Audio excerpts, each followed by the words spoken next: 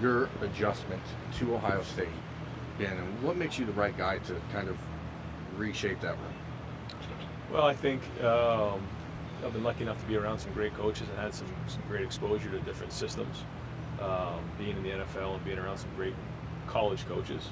And so I think, and then also being around Coach Meyer's system and being in this environment, that mixture, I think, makes it a good fit. Hey, Ryan, you guys have a lot of talent in this quarterback room, and you guys have continually, even since before you got here, been able to get commitments from top-rated quarterbacks, despite the fact that there's 3 or 4 of them in front. How do you guys continually convince top-rated quarterbacks that could play sooner elsewhere to commit to your program when there's a logjam at that position? And what's the sales? Well, I think it's like that at every position here. And when you're playing for the national championship and you're competing at the highest level, that's what young men want to be a part of. And so, we don't make any promises. When you come to Ohio State, you get a chance to go compete with 3 or 4 other quarterbacks in a room. And guys want to be part of national championship drives and be developed at the highest level, and so that's why they continually come. But there's only one that plays at that position, unlike any other position. You can say there's a lot of corners that are playing, but 4 played left. You see the difference. Sure. And I wonder if that's more difficult or what the process is like, trying to convince somebody that is recruited unlike anybody else because the position is special, but at the same time I'd have to wait longer than any other position to get his chance, if ever. Yeah, but no other place is Ohio State. So. Ryan, when you look at a backup quarterback battle, it's different than a starter in that maybe you don't need to rush to a decision. When would you like to have one, and do you need to make one before the opener maybe? Well, no, and I think every day you never know what's going to happen. I mean, someone could roll an ankle tomorrow. I mean, anything could happen. So we're just right now focused on one day at a time, getting better. We're in preseason camp, and then we'll pick our head up pretty soon and figure it out. Is evaluating a backup race the same as picking a starter? How do you do that? Yeah, I mean, you're evaluating, and you want to find the best guy to go on the field whenever that opportunity presents itself. So yeah, you're using the same criteria.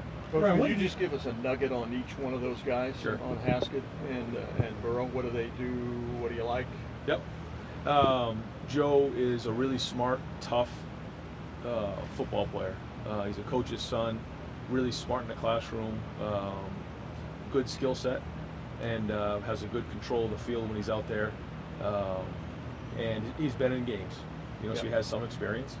And he's a guy that can manage the offense and run the offense. He's got a strong arm. You saw in the spring game, made some balls down the field, threw some nice balls down the field. So that's Joe. And then Dwayne, very talented throwing the football. He can get the ball out of his hand very quickly, extremely accurate.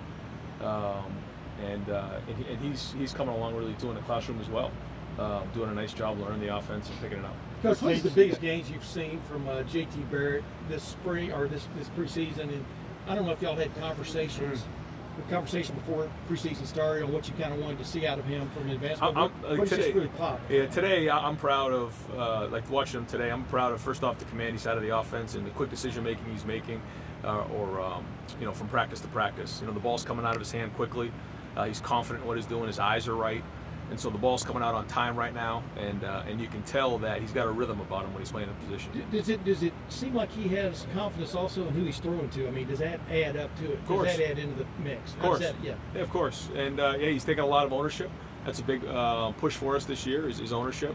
And so he's been doing some work with the other skill guys in the film room by himself with those guys, and so yeah, I think the communication and the relationship between the skill guys and JT has been great. What's the bonus of having a guy who's been a 3-year starter at that position? He's been there before.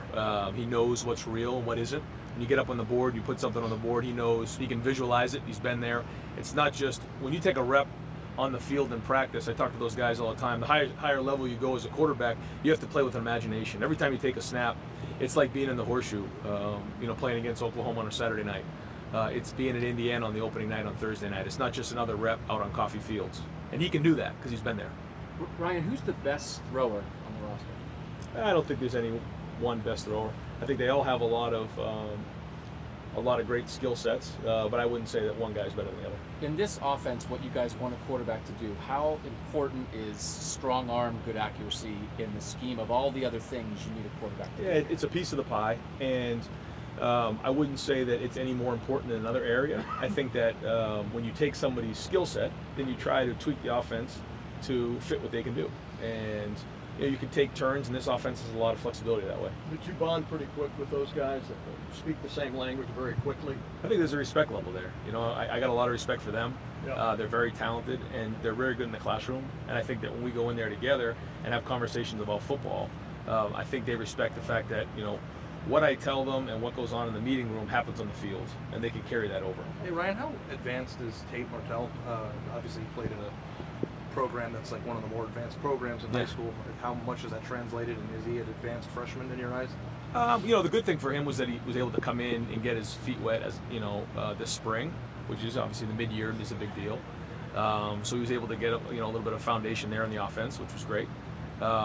And like you said, at Gorman he played in the spread offense, so he's done some reading of linebackers, he's done some reading of defensive ends, so he had a little bit of head start that way. Do you think he'll redshirt this year just because of the great depth you guys have at program? Do you think Tate's probably going to redshirt this year? I don't know. I mean, like the last time they won the national championship, it took 3. Right. And who knows how this thing's going to turn. I mean, like I keep telling those guys, they have to just trust the process, put one day in front of the other, because you don't know what tomorrow brings. So I don't have a crystal ball, but we're going to need depth. And back to the backup quarterbacks with Joe and Dwayne, could you envision a scenario, Ryan, where you guys don't really name a backup quarterback, and maybe those guys are kind of co-backup quarterbacks all year? Do you need to find one guy who's your backup? I don't know. I don't know how the next week's going to play out. Yeah. I don't know. Ryan, this is similar to what Ari was